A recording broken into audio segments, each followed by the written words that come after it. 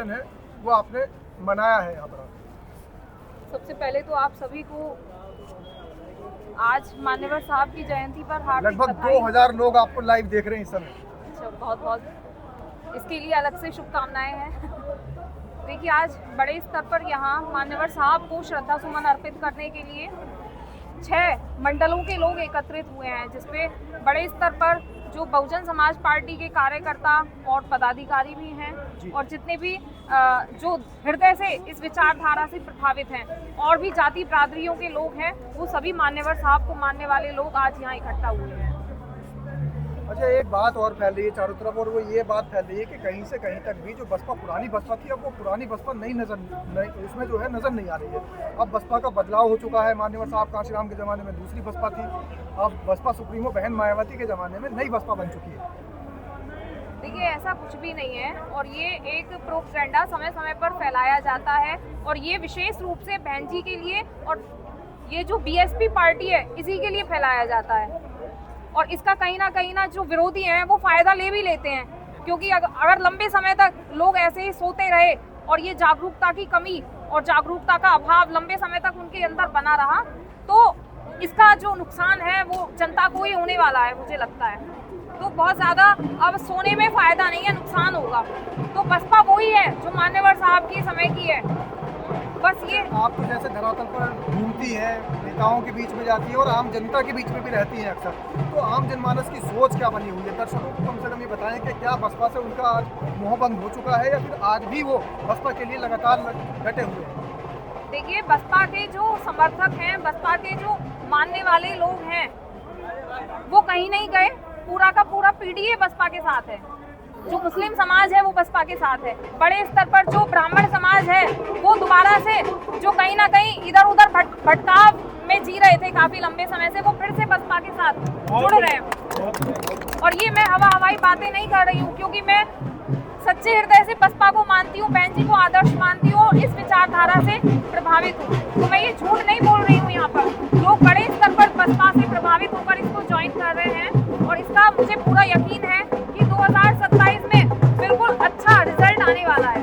राहुल गांधी संविधान लेकर के घूम रहे हैं, उसी तरीके से अखिलेश यादव पीडीए दिवस मना रहे हैं और चंद्रशेखर आजाद ने भी बाराबंकी के अंदर एक बड़ी रैली का आयोजन कर रखा है। हर कोई कांशीराम से प्यार जताने की कोशिश कर रहा है इस समय।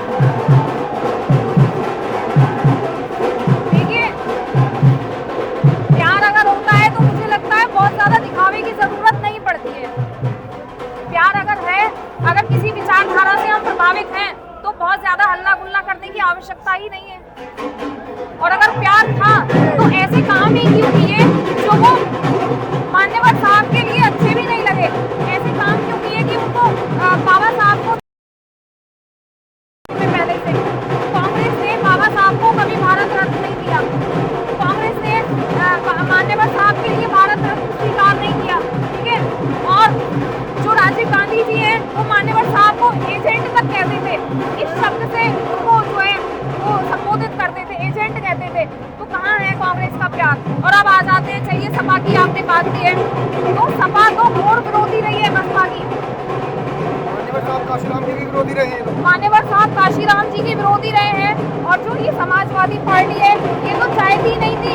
ये जो बहुजन समाज पार्टी है, इसने आरक्षण का जो बिल था सपा ने, वो बड़ी सभा में किस तरह से फाड़ के उसको उड़ा दिया गया, तो सब लोग जानते हैं। बहुजन समाज के जितने भी महापुरुष हैं, अगर उनसे प्यार था तो फिर जिले बदलने का जो है ये गलत काम क्यों किया? जिलों के नाम बदलने का गलत काम क्यों किया? तो बहुत सारी ऐसी चीजें हैं कि इन पर अब आसानी से हम लोगों को विश्वास नहीं करना चाहिए। अच्छा, कुछ नौजवान है, उनका जो ग्रुप है, उनका जो नजरिया है वो आजाद समाज पार्टी की तरफ ज़्यादा झुका हुआ नजर आ रहा है। उन नौजवानों के लिए क्या कहना चाहेंगे? देखिए, उन नौजवानों के लिए मैं कहना चाहती हूँ, भाई तुम लोग तो सिर्फ पढ़ो, शिक्षित बनो, संगठित रहो और संघर्ष करो। शिक्षा ही तुम्हारी जितनी भी ये बंधन है, जंजीरें हैं, जीवन की जितनी भी समस्याएं हैं, उनसे तुम्हें दूर करेंगी। बाकी रही बात सामाजिक घर की, तो वो बहुजन समाज पार्टी ही आपका सामाजिक और राजनीतिक घर भी है। वही आपको जो है सारी समस्याओं से, सारे दुख दर्दों से मुक्ति दिलाएगा, क्योंकि बहुजन समाज पार्टी का संघर्ष जाने बिना, बहुजन महापुरुषों का संघर्ष जाने बिना किसी को भी अपना नेता मान लेना और किसी की भी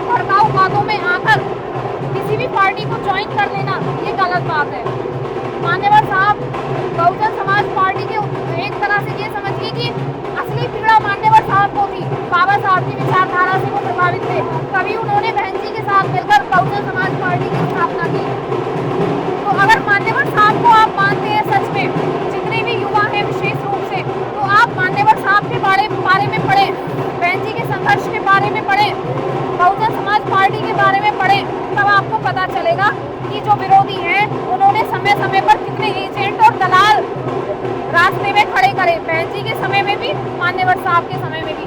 तो बस इन्हीं से अगर हम बच जाए ना, अपना बचाव कर लें, तो हम आज भी सुरक्षित हैं और फिर से बहन जी को 5वीं बार मुख्यमंत्री बना सकते हैं। अच्छा, महिलाओं के लिए क्या संदेश देंगी? क्योंकि सभी पार्टियों के अंदर जितने भी राजनीतिक दल है वहाँ पर महिला भी है, महिला प्रकोष्ठ है, लेकिन बसपा में जो है महिलाएं अगर कहीं से जुड़ना चाहती है तो किस तरीके से जुड़े? देखिए, जुड़ने का मतलब है मेरे पास तो कोई पद भी नहीं है, तो अपने स्तर से मैं समाज को जगाने का प्रयास करती हूँ। मुझे क्या बहन जी ये कहती है कि तुम रेखा ये काम करो, मुझे किसी पदाधिकारी के द्वारा कोई काम नहीं मिला हुआ, तो मैं अपने विवेक से जितना समय है अपना दिमाग लगाती हूँ कि मुझे अपने समाज के लिए, अपने मिशन मूवमेंट के लिए क्या बेहतर करना चाहिए। तो आप ये बिल्कुल ये ना सोचें कि आपको कोई हाथ पकड़ के ले जाए कि आपको ये काम करना है, आपके गेट पर कोई गाड़ी छोड़े। अगर आप सच में मिशनरी हैं, मिशन के प्रति आपकी सच्ची भावना है, तो किसी का इंतजार मत करिए, घर भी देखिए और उसके बाद जो समय बचे उसे समाज में ज़्यादा से ज़्यादा लगाइए और पद की तो इच्छा भूल कर भी मत करिए, क्योंकि पद से काम करने का कोई दूर दूर तक लेना देना नहीं है। अच्छा, दूसरा एक जो गृहिणी महिलाएं होती है, जिस तरीके से बिहार में हुआ कि चुनाव के आखिरी समय में पैसा बांट दिया गया, तो जितनी भी गृहिणियां थी उन्होंने नीतीश कुमार को वोट कर दिया, तो उन गृहिणियों को समझाने के लिए आप क्या संदेश देना चाहिए? देखिए, अभी मैं अपने स्तर से छोटा सा प्रयास करती हूँ, जगह जगह विशेष रूप से मैं गाँव में जाती हूँ, तो गाँव में मैं लोगों को समझाती हूँ। और सोशल मीडिया का जमाना है, बहन जी को तो इसका लाभ मिलता भी नहीं था, हमें थोड़ा लाभ मिल जाता है कि जो लोग उस समय हमारे सामने नहीं है वो बाद में भी हमें सुन लेते हैं।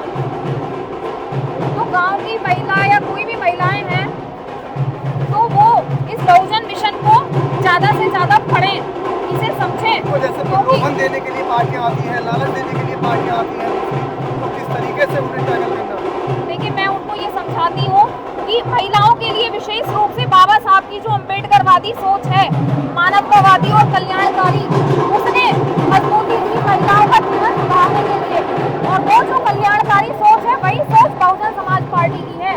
तो अगर आप मिशन के लिए काम करती हैं, बहुजन समाज पार्टी के लिए काम करती हैं, तो आप अपने लिए तो मजबूती पैदा कर ही रही हैं, आने वाली पीढ़ियों के लिए भी आप मजबूती पैदा कर रही हैं। तो ज़्यादा से ज़्यादा महिलाओं के लिए जुड़ना इसलिए ज़रूरी है बहुजन समाज पार्टी से कि उनके जितने भी हक हैं, अधिकार हैं, बाबा साहब ने जीवन पर्यंत उन अधिकारों के लिए लड़ाई लड़ी, और ऐसी ही लड़ाई लड़ी मान्यवर साहब ने और बहन जी ने।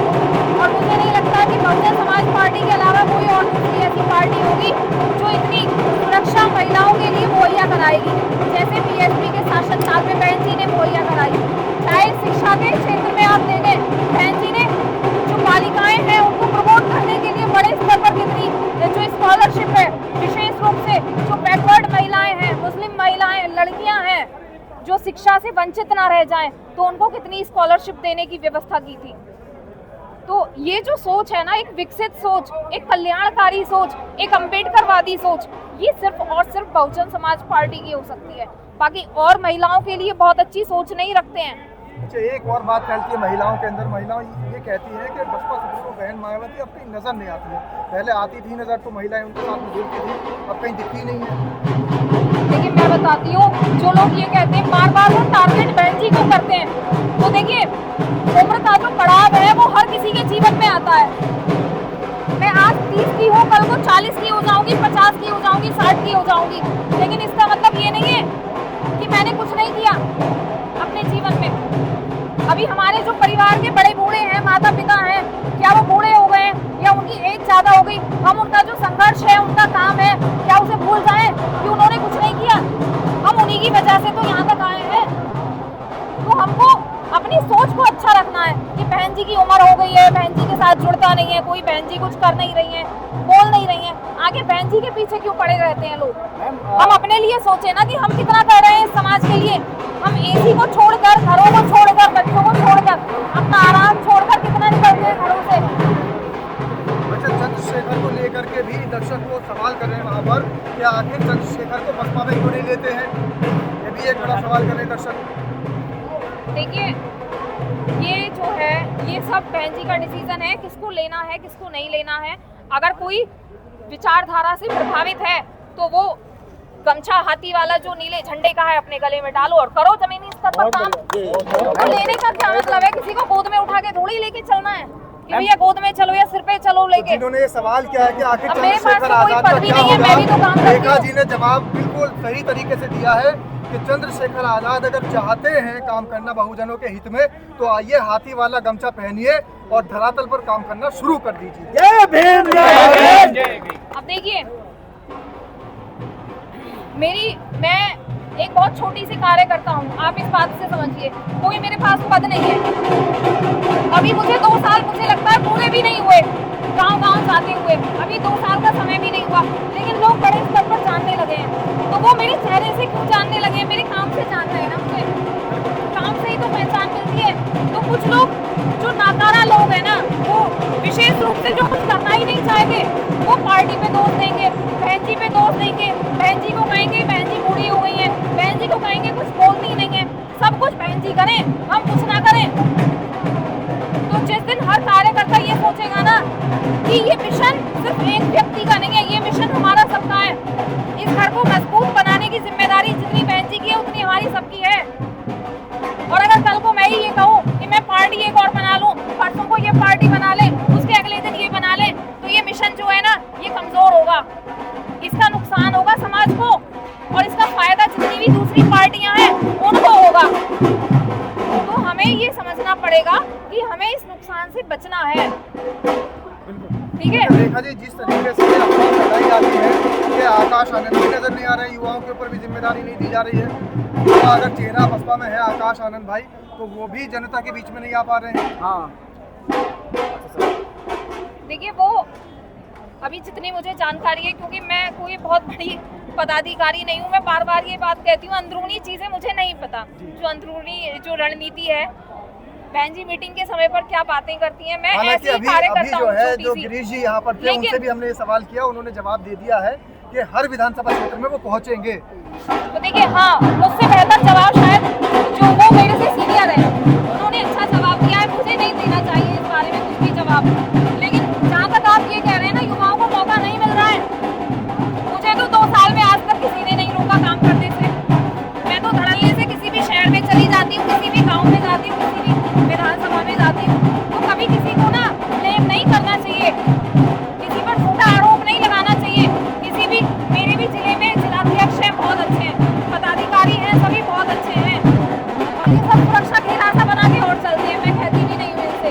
तो जिन लोगों को अगर देखना है कि रेखा रानी का संघर्ष कैसा चल रहा है तो सोशल मीडिया पर इनकी लगातार वीडियोज आती हैं। ये जहाँ जिस गांव में, जिस चौपाल में, जिस जाकर के घर पर ये पहुँचती हैं, सभाएं करती हैं, वहाँ की वीडियोज भी आसानी से इनके सोशल मीडिया प्लेटफॉर्म पर मिल जाती है। आप सर्च कर सकते हैं। बता दीजिए कि क्या नाम से इनके सोशल मीडिया अकाउंट है। देखिए, रेखा रानी बीएसपी के नाम से आप मुझे सर्च करिए और बहन जी की जितनी भी ट्वीट हैं, प्रेस नोट हैं, जो भी बहन जी के द्वारा जानकारी है, जो वो हम सबसे कहना चाहती हैं, बहन जी कहती है तो मैं अपने शब्दों के माध्यम से आप तक पहुंचाने का कार्य करती हूँ। बस आपका कोई प्यार है और ये सम्मान ये ऐसे ही बना रहे, इसके लिए मैं अपनी हृदय की गहराई से आप सभी को धन्यवाद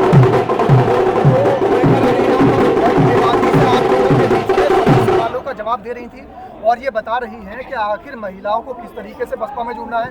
बहुत सारी महिलाएं, बहुत सारी युवतियां हैं, उनको ये इंतजार रहता है कि कोई सदस्यता ग्रहण कराने के लिए आएगा या कोई महिला प्रकोष्ठ बसपा में नहीं है, किस तरीके से मिशन में काम करेंगी। तो बता रही है कि जिस तरीके से वो काम करती है वैसे ही आप लोगों को भी काम करना है। बहुत बहुत धन्यवाद आपको। बहुत सारे लोग और साथ में जुड़े